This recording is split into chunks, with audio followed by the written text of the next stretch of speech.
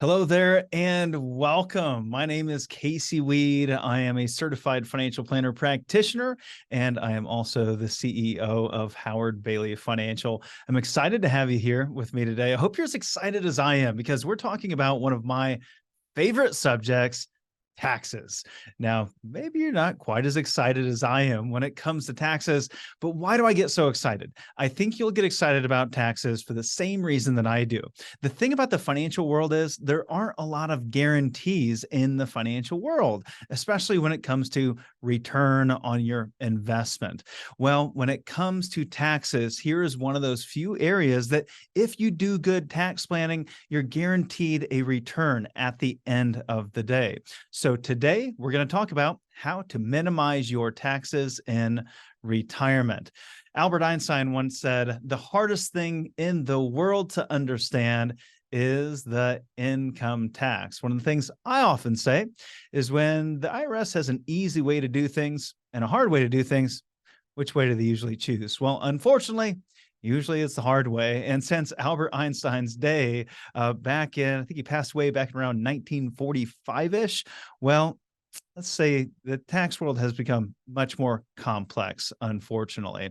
And this is why the tax industry has grown so significantly. And now you may work with a tax preparer. You may work with a CPA or someone that's maybe an enrolled agent, someone that's preparing your taxes. And that's great. Working with a tax preparer can have a lot of benefits, helping you find deductions and things that maybe you miss out on year over year. The problem with tax preparation is that that individual's job, their number one priority is to reduce your taxes today. That's their scorecard. Their scorecard is that 1040, your tax return. So they're looking at that and they don't get rewarded unless your taxes are lower today than they were last year, or if they're lower today than what you thought they might be. They're not doing that forward-looking tax planning typically. Now, there's some excellent CPAs out there that do forward-looking tax planning, but still at the end of the day, they're being graded at that 1040. So that's really the difference between tax preparation and tax planning is, are we looking backward or are we looking forwards? I would rather you save taxes over the next 20, 30 years instead of just saving taxes this past year. And sometimes just saving taxes last year can get you into a little bit of trouble. What is the purpose? What is the outcome? Well, what we're trying to accomplish here is to reduce Uncle Sam's cut of your hard-earned dollars while you're here and while you are gone. At the end of the day, that gives you more money to spend and gives you the confidence to know that Uncle Sam won't become your biggest beneficiary. And I'm going to show you today how that really could become a reality with your IRAs, those 401ks. Without tax planning, Uncle Sam could become your biggest beneficiary. And tax planning shows up in every segment, every element of financial planning.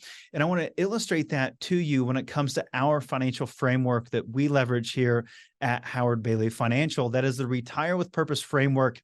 It starts with purpose. We identify your purpose. Then and only then can we build your financial life plan to allow you to spend more time focusing on that purpose to elevate the meaning you experience in life.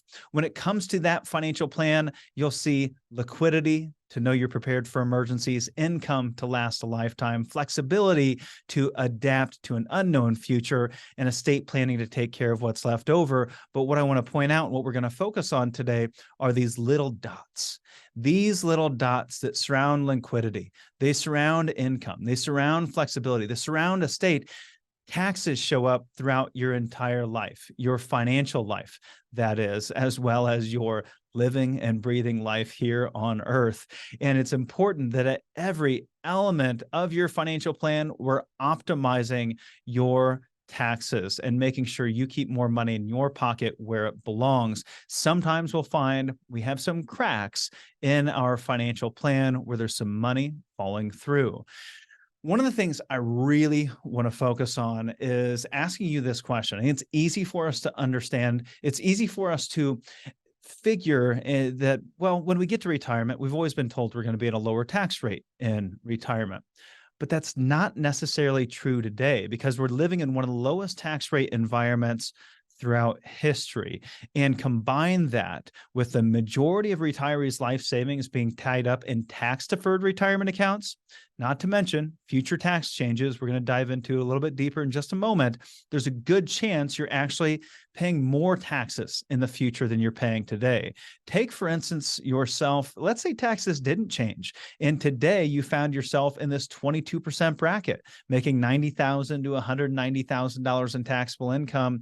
Add up all those different income sources you're going to have in retirement, your Social Security, maybe you're lucky enough to have a pension, maybe you have some 1099 income from after-tax dollars that you have invested, maybe you have some IRAs that are going to kick out some distributions. After adding all those things up, regardless of what you might be spending, you could still find yourself here. I worked years ago with a couple that were in their late 80s spending in the 12% bracket. They might have been spending around $40,000 a year, if that, but they found themselves in these 30% plus tax brackets. And that's because of all those different taxable income sources that they had. And I want to share with you one of my favorite quotes about just that here in a minute. But before, where are all those different taxes? As I mentioned, you have taxes on your IRA, your 401k, maybe other retirement accounts, maybe you have a 457 plan. You have an investment income, potentially capital gains kicked out from mutual funds. And you'll have maybe even some ordinary interest income today as interest rates have went up. Taxes on your Social Security benefits. If your income's too high and now you're paying taxes on your Social Security, you might have penalties on your Medicare premiums because your income is so high. There's something known as IRMA, income-related monthly adjustment amounts, which can put you in a position where if your income's too high, you could be paying twice as much for the same Medicare plan as your neighbor is paying, just because you have more taxable income. And then you have taxes on your estate once you pass away. Why do we believe taxes are going to increase in the future? Well, throughout the year, I do many speaking engagements, and one of the things that I will always ask the audience is, hey, please raise your hand if you think taxes are going to go down in the future. I never get anybody that raises their hand to that question. And this is why I don't believe we need to take too deep of a dive into where taxes are most likely headed in the future. If we take a look at the amount of debt that the government has taken on since the 2008 financial crisis, we only continue to put ourselves at higher and higher risk. We have had experts join us on the Retire with Purpose podcast, from General Comptroller General of the United States, David Walker, to tax expert David McKnight from Power of Zero. And both of them have made pretty stiff arguments that taxes are not going to just increase in the future, but increase substantially, as high as a 50% increase in marginal tax rates, as high as 100% increase in marginal tax rates from David McKnight. And so these are things that you want to be paying attention to today, because tax laws are changing. You are in one of the lowest tax rate environments in history, but I guarantee you one thing, it will not stay that way. What are some of those tax laws that are changing? We have individual tax brackets. In 2026, we have the Trump tax cuts expiring, and we will see tax brackets being added, removed, even expanded. We will have deductions for medical expenses going down. We have changes to how estates are taxed, estate tax laws getting the estate tax exemption being cut in half, changes to exemptions, standard deductions, credits. You may think your standard deduction today is going to stick around. Maybe just tax brackets are changing. That's not the case. You'll also see changes in your standard deductions, state and local tax payments, taxes on selling your home. There's even been called into question changes to long-term capital gains rates. So it's important that you pay attention to tax planning, because this is, again, one of those areas of your finance that you may be overlooking, and that you can also get the biggest bang for the buck when it comes to financial planning. So let's take a look at some of the things that happened over the last several years when it comes to retirement planning. We had the Secure Act go into effect, approved by the Senate in December of 2019. There are a lot of different pieces of this act, and it was all designed to secure a better retirement as it was sold to us from Congress. Now, one of those things that I have to point out, and probably the biggest change here, two of the biggest changes here, one being required minimum distribution age changing at that point from 70 and a half to 72. And you look at that, and most people are ranting and raving, going, oh, this is great. I can put off my RMD for a longer period of time. The fact is, your IRA is only going to get bigger.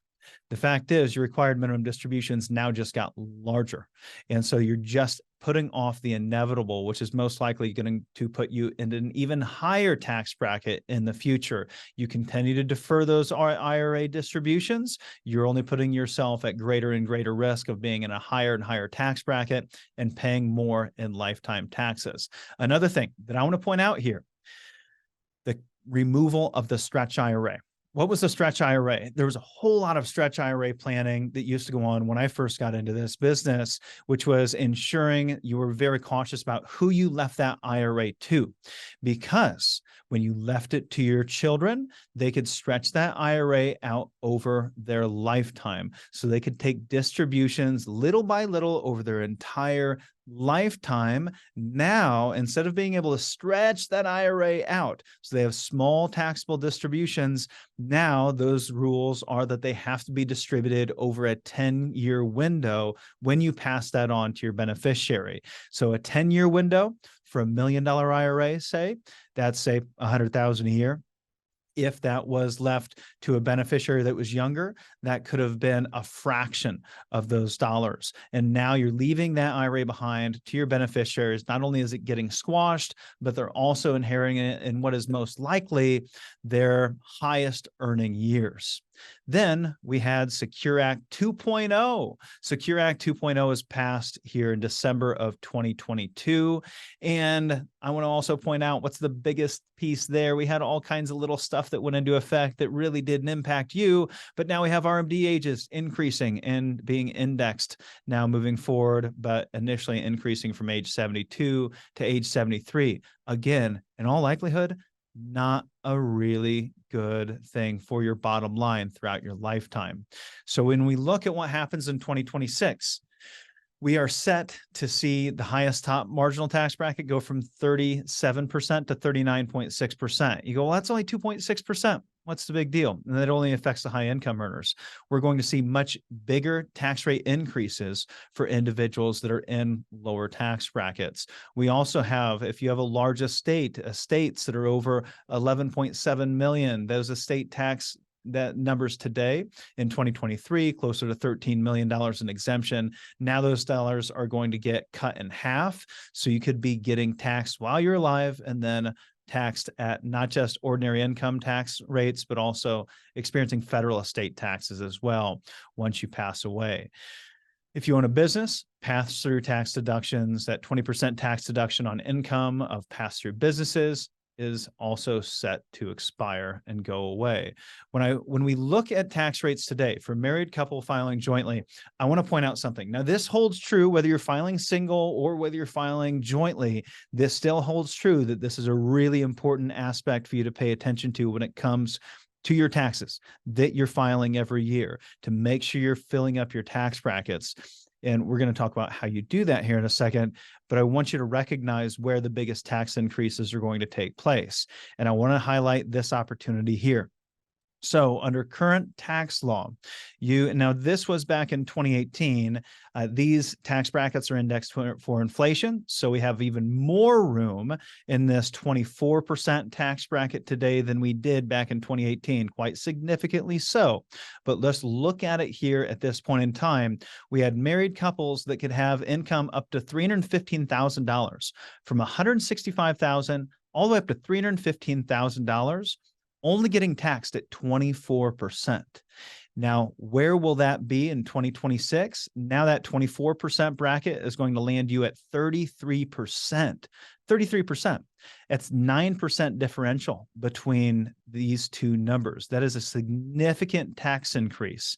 And what I want to share with you today is not just to start planning, but take advantage of these tax rates. Look at 12 to 15.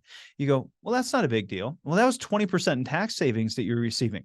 You're paying 20% less in taxes in this bracket, 15% to 12%. That's a 3% difference, but 20% difference in the amount of taxes you're actually paying. This is a really big deal and something that I hope, if nothing else, you remember from this conversation.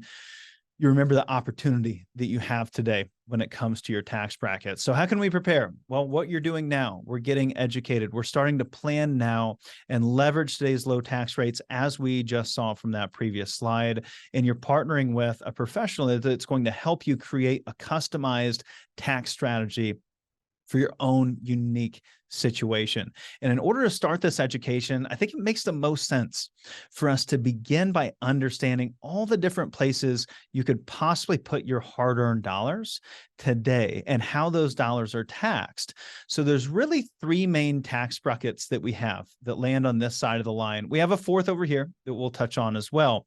This first bucket over here, this is your bank account, your brokerage account, your trust accounts. These are 1099 buckets. So in these dollars every single year, you receive what I like to call, and I'm telling on you form, and that is a 1099. If you generate any interest in this area, you get a CD, you have a money market, you have a taxable brokerage account. Every year you get a 1099, you pay taxes on those dollars, whether you take those things out or not. Then you might do one better. Maybe you move some dollars into this tax deferred bucket. You put the dollars in, received a tax deduction, and now they're growing tax deferred into the future. That's most likely a 401k, maybe an IRA, maybe some savings bonds. Maybe you put some dollars in non-qualified annuities where you didn't get a tax deduction, but they're growing tax deferred into the future. All of these will come out as ordinary income in the future. So we want to do one better than that. What's one better than that? That's moving all the way over here to this tax-free bucket. What's that tax-free bucket made up of? Well, often we think of municipal bonds, or at least we used to. Now, municipal bonds with interest rates going up are becoming somewhat a little bit more attractive.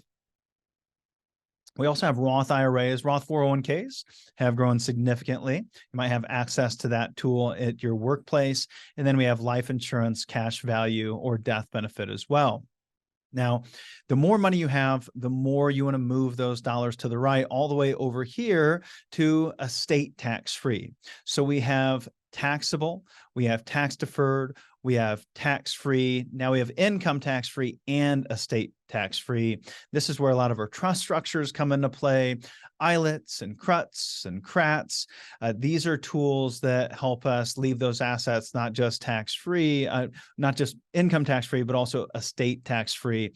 And these are becoming very valuable today, given that we have our expanded estate tax exemption. Take advantage of that exemption today, and we have received ruling from the IRS. It'll still hold true when taxes change in 2026. And then we also have to concern ourselves with income in retirement. You know, on the way to retirement, income can be fairly simple. On the way to retirement, most often you just have a W-2. So your employer takes that the taxes you owe out of your paycheck every year, and you pay half of the employment taxes. They pay the other half of the employment taxes. So on the way to retirement, it can typically be relatively simple. And we think, well, it should be easier when I get to retirement, but now you have more different layers of different income sources. You might have some 1099 income, and that 1099 income might be ordinary interest. That 1099 income might be capital gains, short-term capital gains, long-term capital gains.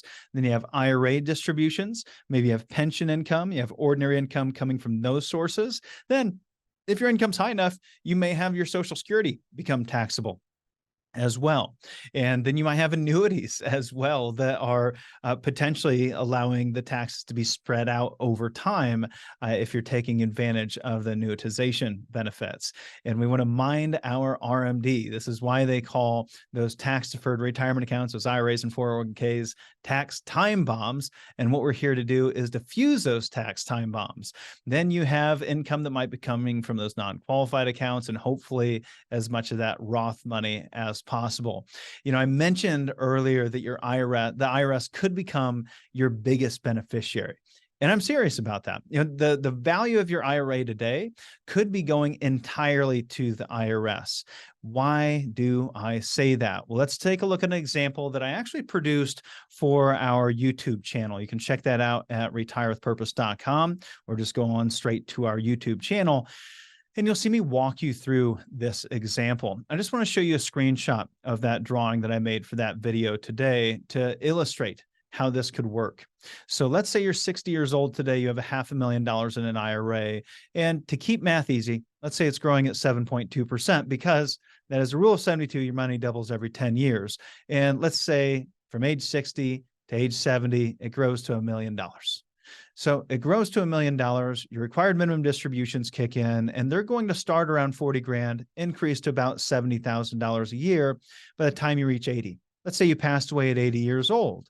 Now, during that period of time, you took out some pretty significant distributions. Say it's roughly $500,000 at a 25% tax rate. You paid about $125,000 in taxes. And you took those dollars out. So instead of having $2 million at age 80, you have $1.4 million you're leaving behind to your heirs. They now have to take that out over 10 years, $140,000 a year. Let's say they take it out each year for 10 years, evenly at 140. And we're also assuming there's no growth in this account. Now at 25%, assuming maybe they're not earning a whole lot of income and taxes don't go up substantially, they pay $360,000 in taxes. You pay $125,000. They pay $360,000 in taxes, roughly $500,000 of that IRA that you own today over the next 20 years, and adding in what your heirs are going to pay could be roughly the value of the IRA you have today. This is why it's so important for us to take advantage of this. Who could be the beneficiary of that account? Now, if we take a look at the beneficiary of that account, if you had 3 beneficiaries and you divided this amount among those 3 beneficiaries, then Uncle Sam now becomes, by a small margin, albeit still becomes, the largest beneficiary of that IRA. And that's what we want to stop. So how do we stop it? Well, one of those ways that we stop that is by taking advantage of a Roth IRA, because that'll pass on to your heirs tax-free, and you will not have to take required minimum distributions either. Now, the big debate is, when does it make sense to put money in a Roth IRA? And the interesting thing, I think what we often miss out is, it's not always the best thing, but it's really dependent on the taxes you pay today, the taxes you're going to pay in the future. So if we look at how a Roth IRA works, let's say that we contributed $100,000, or say converted $100,000 to a Roth IRA and paid 25% in taxes. We essentially end up with $75,000 in that Roth IRA. Rule of 72 says that'll double to $150,000 over 10 years. If we pull out the $150,000, it's tax-free. So we still end up with $150,000. If we put $100,000 into the traditional IRA, we get the whole $100,000 into that IRA. We didn't have to pay taxes on it. We received a tax deduction, but someday Uncle Sam's going to come knocking on your door and say, hey, I'll take that money out. If you pull that $200,000 out at 25%, you net $150,000. So again, the key here is today, if, for instance, you can convert in the 22% bracket today, move money into a Roth IRA, because in the future, you're going to pay 24% or more, or your beneficiaries are going to pay more than that, then you are in the money and getting yourself in a better position. That's essentially how these accounts work. And one of my favorite quotes that came from the famous Warren Buffett was, don't spend money on money you're not spending. So let's take a look at those taxable accounts. So you have dollars in a taxable account. Maybe you're paying taxes on those dollars every single year. Well, what can we do about it? And how important is it that we actually avoid paying taxes on those taxable dollars year in, year out? You know, we've talked a lot about tax-deferred IRAs, Roth IRAs, 401ks. But we also want to lean into those 1099 dollars. So let's take a look at an example. The magical doubling dollar. So let's say that we have a dollar that's going to double every year. And if we start with $1, it's going to be $2, and it's going to grow to $4, $8. By the time we get to year 20, that dollar that we started with doubled all the way to $1 million. Now, what happens if we apply a 25% tax rate to that? How much do you think we're going to end up with in 20 years if we're paying taxes at 25% of our gains every single year? Well, it's a pretty stark contrast. We end up with just $72,000 after 20 years. If you have money falling through the cracks, I know that you would want to take advantage of that, because you would not want that $72,000 tax-free. You'd probably rather have that $1 million in the retirement account that you never paid taxes on that's now going to be taxable. So it's always important that we move dollars to the right, starting from that taxable bucket to the tax-deferred bucket to the tax-free bucket. ultimately to that income tax-free and estate tax-free bucket. What are some tax strategies that we can take advantage of? And talking about those buckets again, we want to move buckets from bucket number 1 to bucket number 2. If it's in the taxable account, let's move it to the tax deferred account. And if it's in the tax deferred account, bucket number 2, we want to do some conversions, move it to bucket number 3. Now, what if we have dollars in bucket number 1 that we can't get to bucket number 3? Maybe we want to take advantage of moving some of those dollars into a tax deferred annuity and getting at least some partially taxable, partially tax-free distributions.